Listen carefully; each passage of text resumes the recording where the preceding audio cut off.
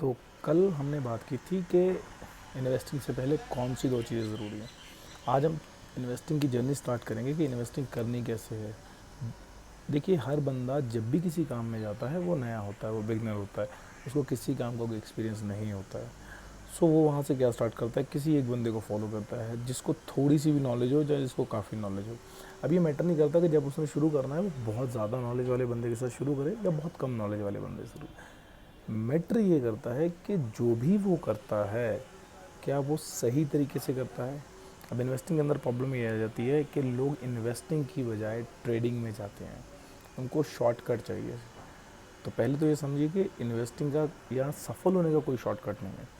आप किसी भी स्टार्ट करें चीज़ को, मेरी यूट्यूब पे ये दूसरी वीडियो है और मुझे पता है कि मुझे 1-2 साल लगेंगे, बिकॉज अभी ना तो लोगों को मेरे पे ट्रस्ट है एंड लोगों को ये भी होता है कि यार जो जिसको कुछ आता है वही कुछ सिखाए, तो इट्स ना टू मच बेटर।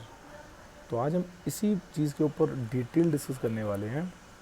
तो अगर आप नए हैं इन्वेस्टिंग में तो आपको क्या करना है, आपको बहुत बड़े अमाउंट से ट्रेड नहीं करना है। पहली बात तो सॉरी, इन्वेस्ट नहीं करना है ना। आप इन्वेस्टिंग की तरफ जाएं एंड लॉन्ग टर्म में अगर आप देखें तो over the period of time long term में ही वेल्थ बनता है। जितने भी लोग आए हैं, आप वॉरेन बफेट को देखें, आप जिन बड़े बड़े ट्रेडर्स की बात करते हैं, जो लोग ट्रेडर्स हैं ना, जिनका इंटरव्यू आप देख रहे हैं, उनको बहुत बड़ा अमाउंट लेकर ट्रेड करना पड़ता है या उनको बहुत टाइम हो गया इसलिए उसको मार्केट का एक्सपीरियंस है।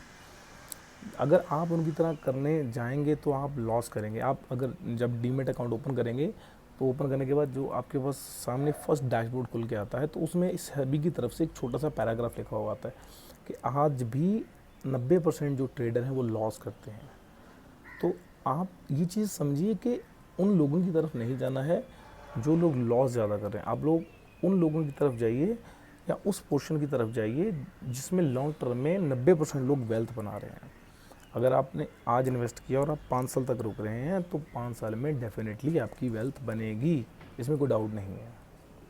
तो करना कैसे है, आप किसी भी डीमेट अकाउंट को ओपन कीजिए, ज़ीरोधा, आप स्टॉक, ग्रो, एंजल वन, जो आपको सही लगे आप प्ले स्टोर जाइए, वहाँ से डाउनलोड करिए और देन उसके बाद स्टॉक स्टार्ट कीजिए। अब स्टार्ट कैसे करना है, ये बहुत बड़ा, जितने पैसे आपके पास हैं, मैं ये नहीं बोलूँगा कि आप बहुत कम अमाउंट। देखिए, इन्वेस्टिंग में प्रॉब्लम ये नहीं होती है कि आप कितने पैसे लगा रहे हो, प्रॉब्लम ये होती है कि आप कौन से स्टॉक्स में लगा रहे हो।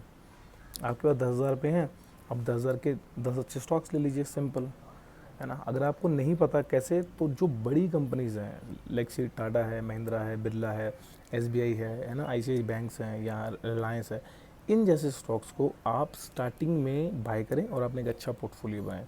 लेट्स सी, आप over the period of time, जैसे ज़िंदगी में ना, अगर आप गौर करेंगे तो 15 से 20 लोग आपकी लाइफ में हमेशा रहते हैं। उसी तरीके से 15 से 20 स्टॉक के अगर आप पोर्टफोलियो बनाएंगे तो वो आपके लिए बहुत हेल्पफुल रहेगा। तो अच्छी कंपनीज़ का एक पोर्टफोलियो बनाइए। अब जब पोर्टफोलियो बनाएंगे, अब उसको वॉच करना शुरू कीजिए, न्यूज़ को देखिए कि न्यूज़ क्या चल रही है ना। हालांकि इन कंपनीज़ को न्यूज़ का बहुत ज़्यादा फर्क नहीं पड़ता, बिकॉज इनका जो बिज़नेस मॉडल है वो स्टेबल बिज़नेस मॉडल है। वो आज से नहीं कर रही हैं, पिछले 50 साल से बिज़नेस कर रही हैं। तो उनको मार्केट की समझ है, पैसा कैसे लगाना है, बिज़नेस को कितना ग्रोथ करना है ना, कौन सी चीज़ मार्केट में चल सकती है, कौन सी नहीं चल सकती है। ऐसा नहीं है कि कोई कल को नया प्लेयर आएगा और उनको उखाड़ के फेंक देगा। वो बहुत बहुत टफ है वो चीज़, क्योंकि ये कल्ट ब्रांड है ना। कल्ट ब्रांड मीन्स, जैसे टाटा कल्ट है एक ना, पिछले 100 साल से काम कर रहे हैं।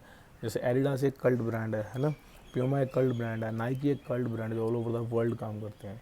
तो इनको मतलब मार्केट से निकालना किसी नए प्लेयर के लिए बहुत मुश्किल हो जाएगा। तो आप अच्छी कंपनी का पोर्टफोलियो बनाइए, उसके साथ स्टार्ट करिए।